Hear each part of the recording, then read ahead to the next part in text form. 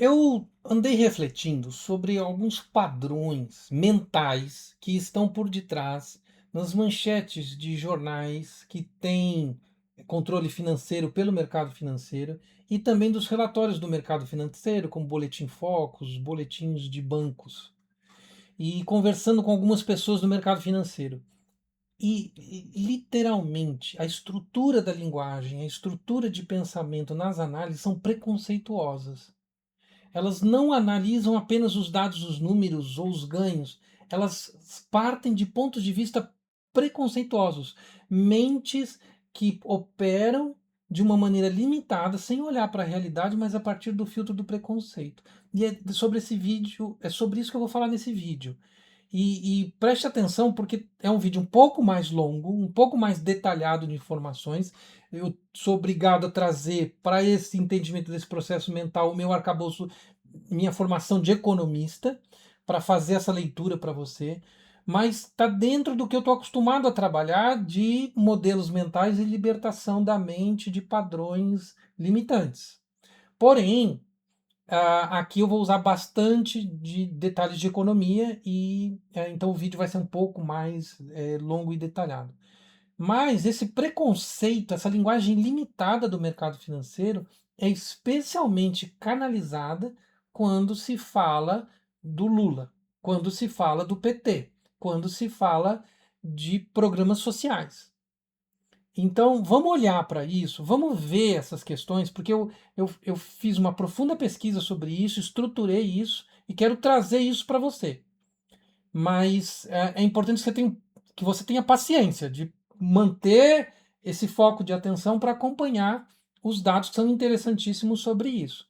Existe sim preconceito na mídia e no mercado financeiro em relação aos pobres, em relação ao Lula, em relação a governos com preocupação social.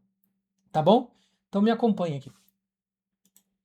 Juros, medo e privilégio.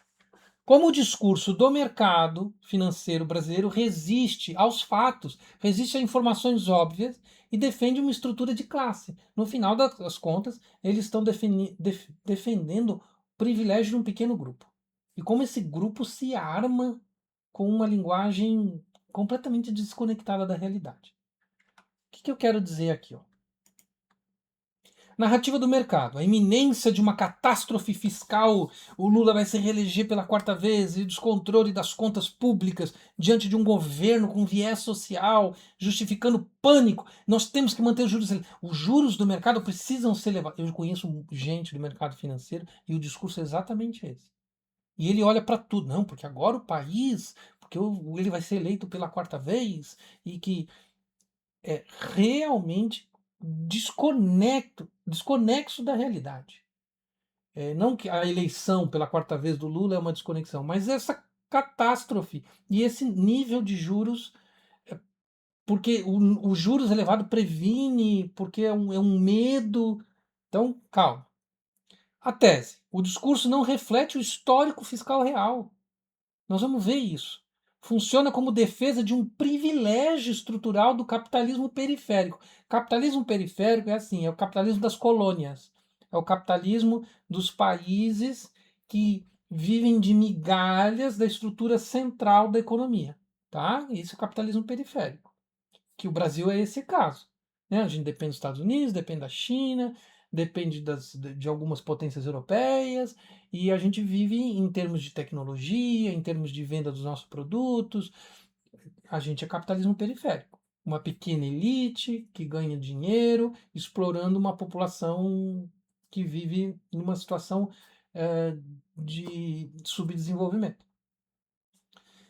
Ativado com força máxima quando o governo pressiona a divisão real entre salários e lucros. O grande problema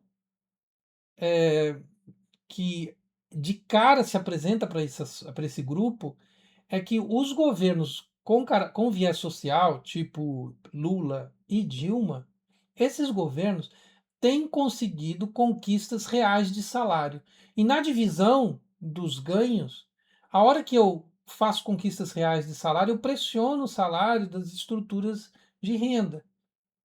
E aí as outras estruturas, como lucros, dividendos, as outras rendas, elas acabam sendo um pouco pressionadas porque tem essa região de salários aumentando dentro da estrutura da renda do país como um todo. E isso gera alguns incômodos. Ah, mas assim, quem está ganhando salário é aquele que ganha menos, né? Mas isso incomoda. Juros, lucros, dividendos pressionados, me incomoda. Eu estou ganhando tanto e vou ter que ganhar um pouquinho menos. A gente vai ver que vai ficar mais claro, vou trazer isso com números, tá? O alarme sistemático revela um viés estatístico, não um diagnóstico técnico. Então o mercado prevê ali ruptura institucional fiscal, o governo gasta demais, gasta com programa social, gasta com saúde e aposentadoria e segurança, né? A grande parte do gasto. Saúde, educação, segurança. Né? Mas aí o governo Lula assume isso, a estabilidade matriculou. Quando o governo Lula assume, o que a gente tem? Nós tivemos estabilidade macroeconômica, 2003 a 2010, 2023 a 2026. E mesmo no caso da Lula, tivemos, da Lula, da Dilma, nós tivemos sim uma crise internacional, o Brasil foi diretamente afetado, mas houve estabilidade. Os programas da Dilma eram pró-empresários. Houve a questão de redução de impostos para favorecer desenvolvimento. Então, assim, aí se aproxima o ciclo eleitoral novamente, aí o mercado prevê ruptura, o governo assume, mostra estabilidade, aproxima a eleição, vai. É cíclico isso, nunca aconteceu, nunca. Estamos em 2026, nunca aconteceu nada. Quando o mesmo diagnóstico erra de forma consistente, erro consistente, na mesma direção, ciclo após ciclo, tem alguma coisa no método que o mercado financeiro se estrutura. Ou estrutura a mídia, ou estrutura seus interesses, ou divulga seus interesses. Porque ele não deixou de ganhar. Não deixou. O mercado financeiro não está perdendo dinheiro. Em todos esses anos não perdeu. Mas o discurso é que é uma catástrofe. Que o Brasil não tem jeito. O contraste empírico desmonta a tese alternativa de fiscal disciplina. Não, porque o Lula não pode ser eleito, que é uma desgraça. Então, olha o que aconteceu. Governo Bolsonaro, Guedes e Temer, tá? Porque o Temer preparou o terreno ali. Furou o teto em 213 bilhões. A pressão eleitoral. Teve a PEC Kamikaze, que liberou 41 bilhões fora do teto. Há 3 meses da eleição, para ver se reelegia, não conseguiu, nem assim.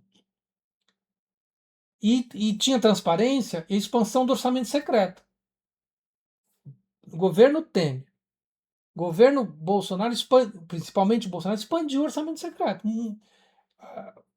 Mas se você pegar o crescimento, mas tem orçamento secreto hoje? Tem, mas vai mudar. Vai mudar a lei. Vai lá botar o Congresso para votar. Porque não depende do presidente. Mas a expansão foi compra de apoio político. A expansão do orçamento secreto é compra de apoio político. Então, esse é o modelo liberal. Essa é a outra opção. Então, não, o Lula é a catástrofe. Mas olha a opção. Então, vamos fazer. Porque as opções ao governo Lula vão na mesma direção. Pode ser, você pode escolher o que você quiser. Caiado, Zema, Flávio, o que você quiser. É a mesma linha de trabalho. Ameaça pacificada. Então, reorganização e reconstrução dos programas sociais.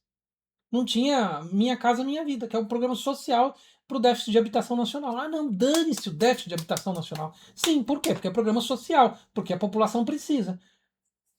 Não importa. Claro que, assim, o papel de um governo é gerir para a população.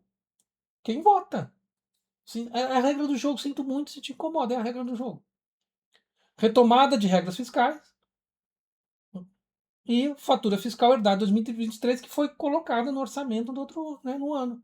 A fatura que precisou ser reorganizada em 2023, quando o governo Lula assume, foi herdada de uma gestão sob pressão eleitoral e praticou exatamente aquilo que hoje critica. Então, assim, o mercado financeiro critica algo que o governo, apoiado pelo mercado financeiro, fazia. Você entende? É mais ou menos como defender a fidelidade conjugal traindo.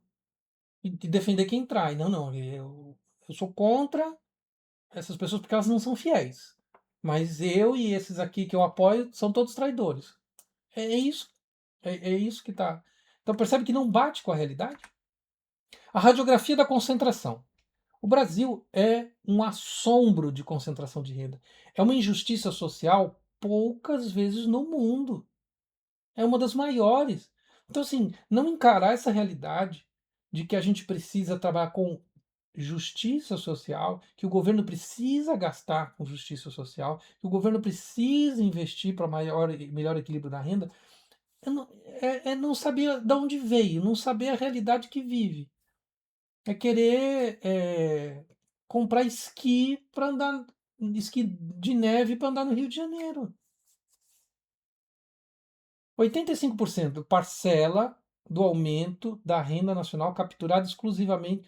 85% da renda nacional de 2017 a 2023 foi captada pelos 0,1% mais ricos. Sabe que isso é um absurdo? 85% da renda fica concentrada em 0,1% da população. 4,6 milhões é a renda média, 4,6 milhões. As pessoas não têm nem ideia de quanto dinheiro é isso. 20,6% versus 42,6%. 20, alíquota a efetiva paga pelos super ricos em contraste com a classe média. Os super ricos pagam 20,6% de imposto, a classe média paga 42,5%. Alíquota média. Você entende que é um país que privilegia ricos. É que a classe média e as redes sociais. Pensa que se você está vendo meu vídeo, você não é rico, tá? Só para lembrar. Rico, você não tem noção do que é rico. Rico é muito rico. Muito rico. É muito dinheiro. Tá? No Brasil é. No Brasil é. Você não sabe o que é. Então, assim, eles pagam só 20% de imposto. 5 vezes a velocidade de crescimento da renda dessas pessoas é maior do que a média nacional. Então, o capital vai se concentrando cada vez mais. Porque como eles vão multiplicando 5 vezes mais rápido, eles vão se concentrando muito mais do que os outros. Do que o resto do. E nós estamos falando de 0,1%. É um tiquinho da população. Enquanto o resto está se esfolando. Inclusive você, que está vendo o vídeo. O enriquecimento do topo não deriva da expansão. Tá, tudo bem, eles são ricos porque. Muita gente fala isso. Eles são ricos porque gera emprego, porque as indústrias, porque o Brasil precisa gerar lucro para ter investimentos, para ter crescimento. Porque tudo mentira. Não acontece isso. É um discurso blá, blá, blá. Não é a realidade. O crescimento da renda na elite é impulsionado por dividendos e juros. É dinheiro parado, dinheiro aplicado, não está gerando emprego, não está gerando estudo, não está gerando nada para o país. Historicamente, a infraestrutura brasileira, tudo o que gera condição de trabalho, que é infraestrutura, nós estamos falando de energia, rodovia, né, as telecomunicações, tudo que possibilita que exista trabalho, que exista troca, que exista transporte, tudo isso é feito pelo Estado, é feito pelo governo, não, porque tem governo mínimo, Estado mínimo. Na história do Brasil, só é feito por Estado. Só aconteceu pelo Estado, não aconteceu de outro jeito. Petrobras, BNDES, são os grandes investidores.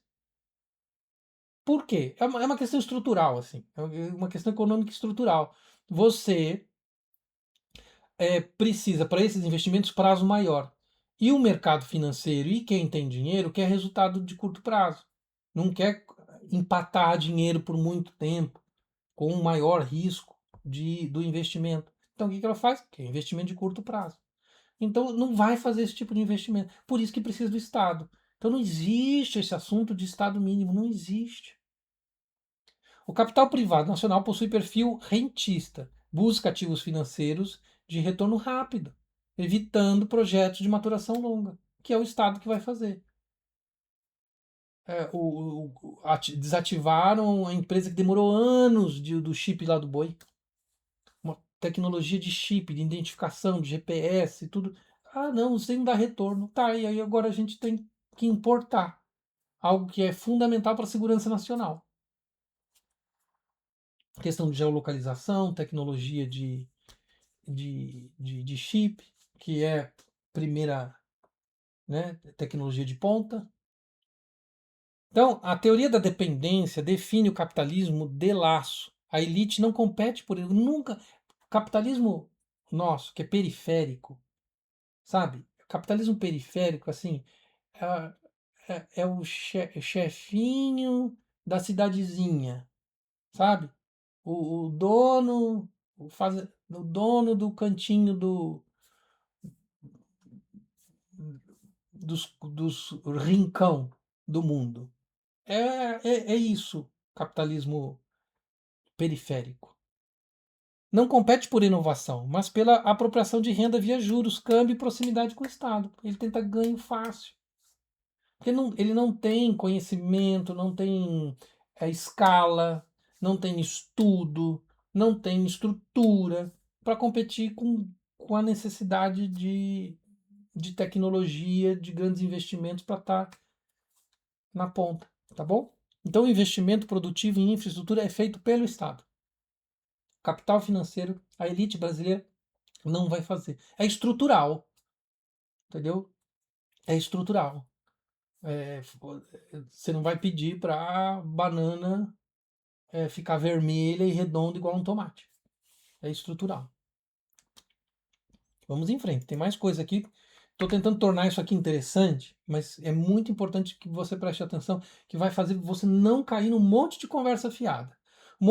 E você vê que o modelo mental ele é manipulado, porque ele ignora essas informações. Então, se o teu modelo, se os discursos ignoram essas informações, ele vai sair o discurso todo errado. E você é manipulado pelos jornais, pelas instituições financeiras, por empresários brasileiros, contra os dados, contra as informações. Que vão jogar jargões desse tipo. Estado mínimo.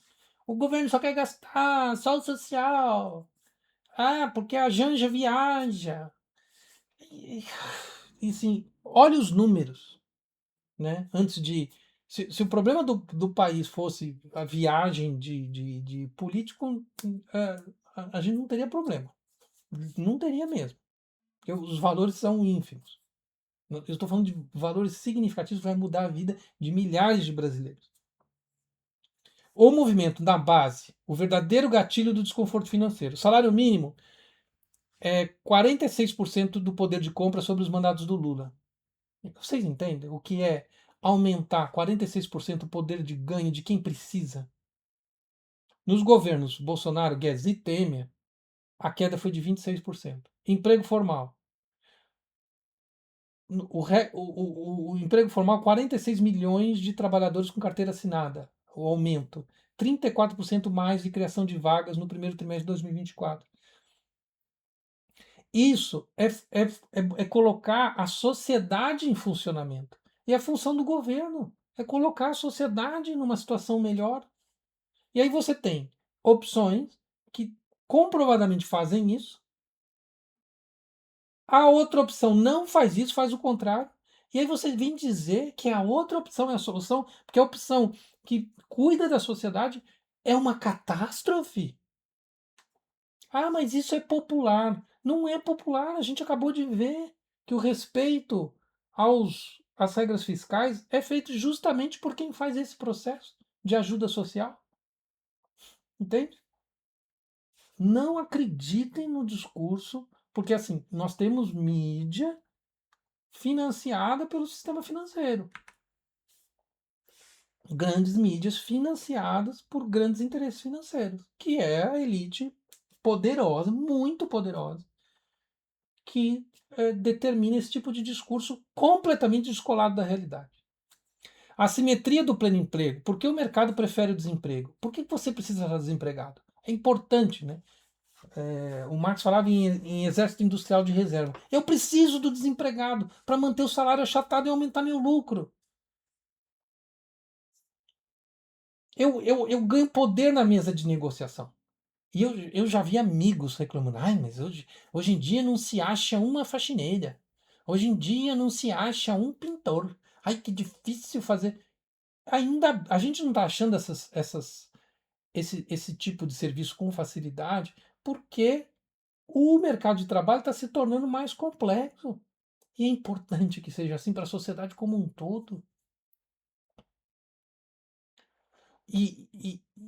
Os empresários que dominam o discurso, que dominam a vida, falam, não, eu não quero isso, eu quero desempregado. Eu quero gente passando necessidade. Porque aí, o que eu oferecer, a questão, por exemplo, que está envolvido com esse assunto, que é o Bolsa Família, né? Ou a renda mínima que se fala, né? O projeto eterno do Eduardo Suplicy da renda mínima. Porque a hora que eu estabeleço a renda mínima, a pessoa vai ganhar isso, os salários têm que ser mais do que isso, para poder compensar. E o empresário não quer, você está botando uma pressão em cima. Agora assim, então e o lucro? Lucro no processo empresarial vem do processo produtivo. Processo produtivo, aí tem que ler Schumpeter, para você entender isso. Ele se tem a ver com a tecnologia de processo de produção, tecnologia da gestão. É isso que faz a diferença competitiva num negócio. Então, assim, a necessidade de inovação nas estruturações de negócio, ela é essencial para a competitividade do negócio. Se você quer fazer o seu negócio vivendo com base na exploração do outro, é regredir na exploração máxima, que é a escravatura. Então, essa discussão do 6 por um passa por isso.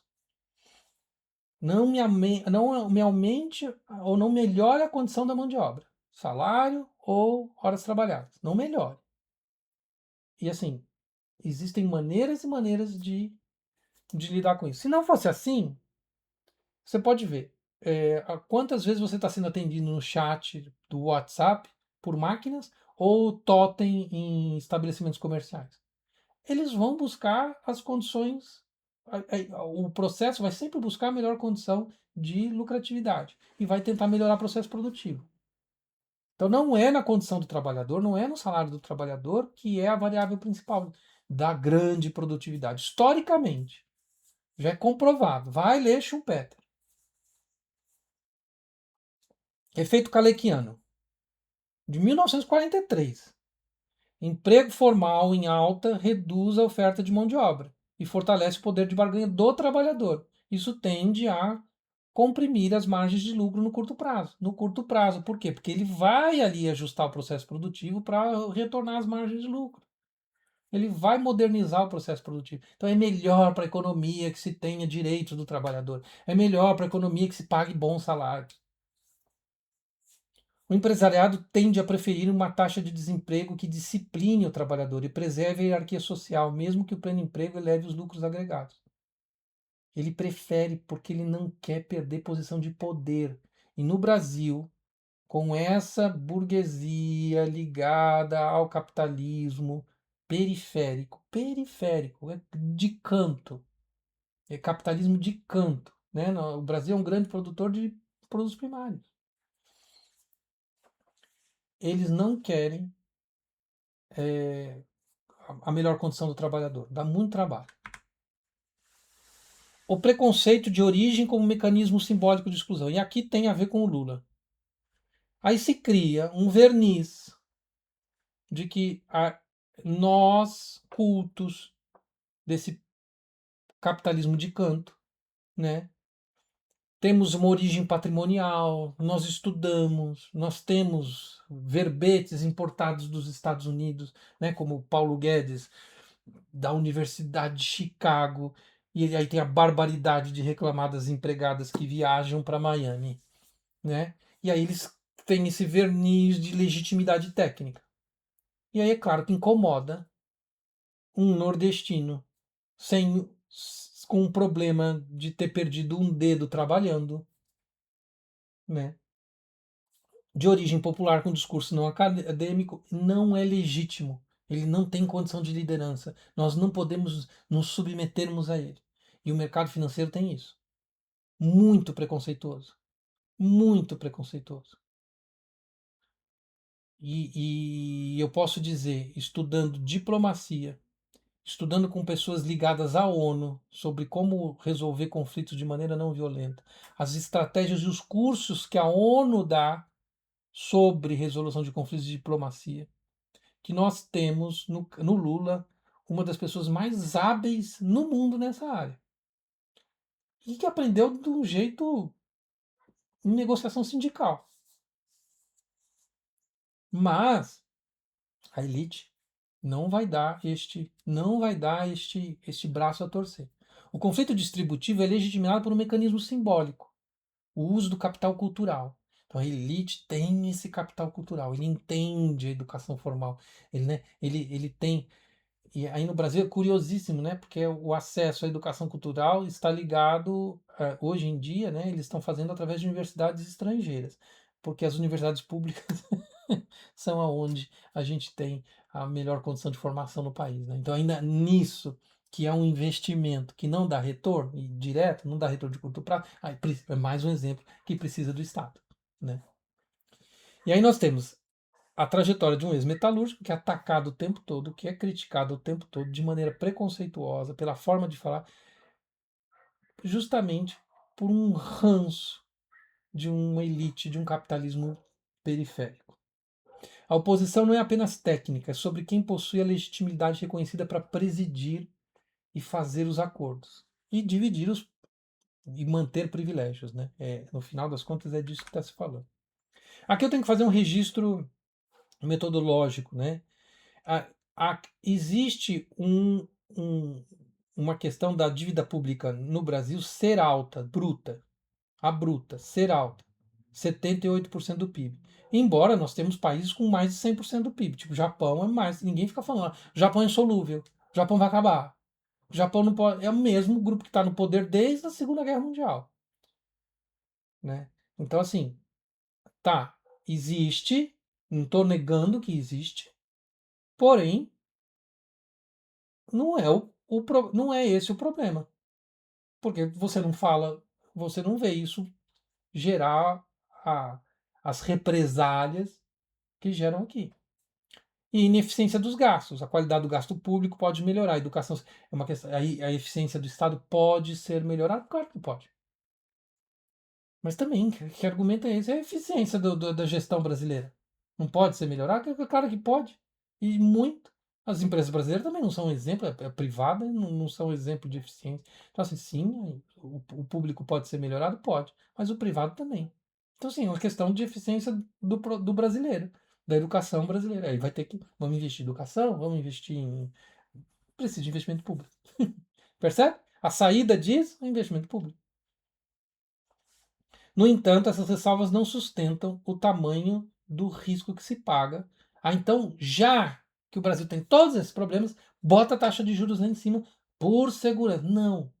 Você está criando um colchão de proteção para justificar ganhos de quem tem o capital. É um absurdo. Você inventa um monte de histórias só para justificar o ganho dessa elite.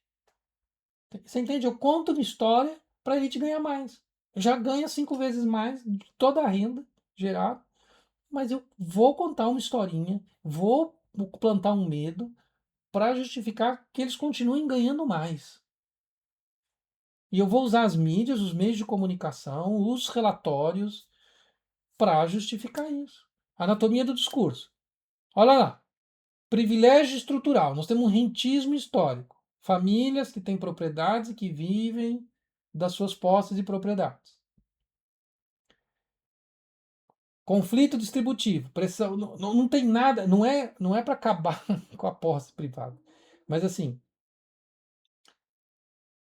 esse rentismo ele poderia ser transformado em trabalho, em questão produtiva, né, poderia se dar mais valor para esse aspecto da produção, do investimento na produção, né, e não apenas na sustentação do patrimônio ali imóvel.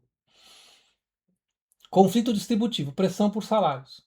Então, assim, se tem essa dificuldade de uma questão de salário justo, porque o salário é atrelado à aposentadoria, então não se pode aumentar, pressiona salário, o Lula tenta aumentar salário, o governo Lula é ruim, os empresários vão reclamar, né?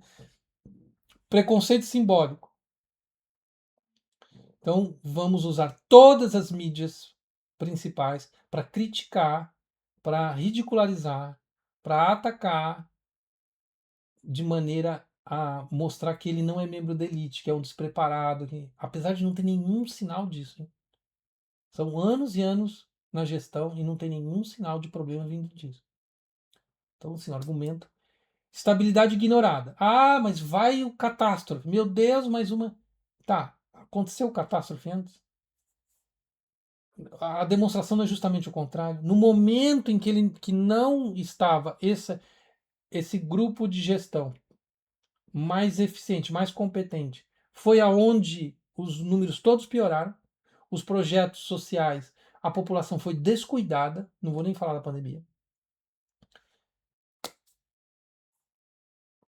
Então, assim, vamos ignorar isso também. E aí a gente ignora tudo isso, que existe privilégio de um grupo da sociedade, que existe um conflito distributivo e um interesse de não querer cuidar da sociedade, que existe um preconceito, que existe uma hipocrisia liberal, porque existia uma seletividade fiscal porque lá não respeitou, ninguém falou nada, e hoje que respeita se fala, e existe uma estabilidade ignorada. Vamos ignorar todos esses dados, todos esses dados, e dizer: o Brasil está com um problema. Esse governo não pode ser. Existe um risco fiscal. Meu Deus, os juros vai. Vamos parar os negócios de juros. Não.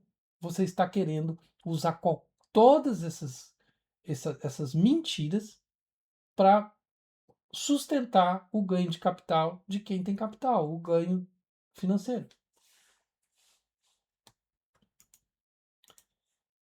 A exigência de responsabilidade fiscal é aplicada de forma seletiva. Ela é feita sobre quem eu não gosto. Aquele outro que vai me manter os privilégios, que vai manter minhas vantagens, que vai, eu deixo ele acabar com o fiscal que eu não estou nem aí. O escrutínio rigoroso sobre o gasto social constata com silêncio sobre a renda financeira, a concentração financeira, a taxa de juros, tudo isso que está ganhando o grande, o rico, que não é você, que você nem conhece, esse ninguém fala. Esse não vai se falar, não vai aparecer na mídia, tá por detrás só puxando as cordinhas. Não vai aparecer. Só tá puxando as cordinhas. Vai ter lá um Luciano Huck, que vai ter a cordinha dele puxada, vai ter um 84 deputados que vão ter suas cordinhas deputadas, puxadas, e você vai ver só uma notícia de um outro deputado, mas tem um lá puxando cordinha de 80 deputados de uma vez só. Isso você não vai ver, você não vai saber nem quem é. A disputa real que dita o humor do mercado, esse mercado, não é sobre uma catástrofe contábil, porque isso não tem nada de concreto. É sobre divisão concreta de riqueza, em que trabalho e quem detém o capital, entre quem trabalha, entre os esfolados, entre os necessitados, os motoboys, os motoristas de Uber, os YouTubers que ficam aqui produzindo vídeo, entre eles, que são todos explorados, e os grandes detentores de capital. E existe uma estrutura que puxa as cordinhas que você nem vê. Conta um monte de mentiras para você, controla os meios de comunicação, controla a elite política burguesa, que representa a burguesia, está lá para representar a burguesia, e para ser eleito precisa representar a burguesia para ter dinheiro para financiar as próprias campanhas. Percebe? Então, assim, qual a saída que eu ofereço? Qual a saída? Clareza mental. É esse meu trabalho. É a essência da lucidez da mente na análise da vida, na análise dos dados disponíveis para as minhas decisões. E através disso eu cuido da minha sanidade, de estar saudável, de estar inteiro. E através disso eu tenho minha consciência livre para decidir, para pensar e para ser feliz. Porque se eu não tenho uma mente lúcida, se eu não tenho um corpo saudável, eu não vou ter uma consciência que me permita a felicidade.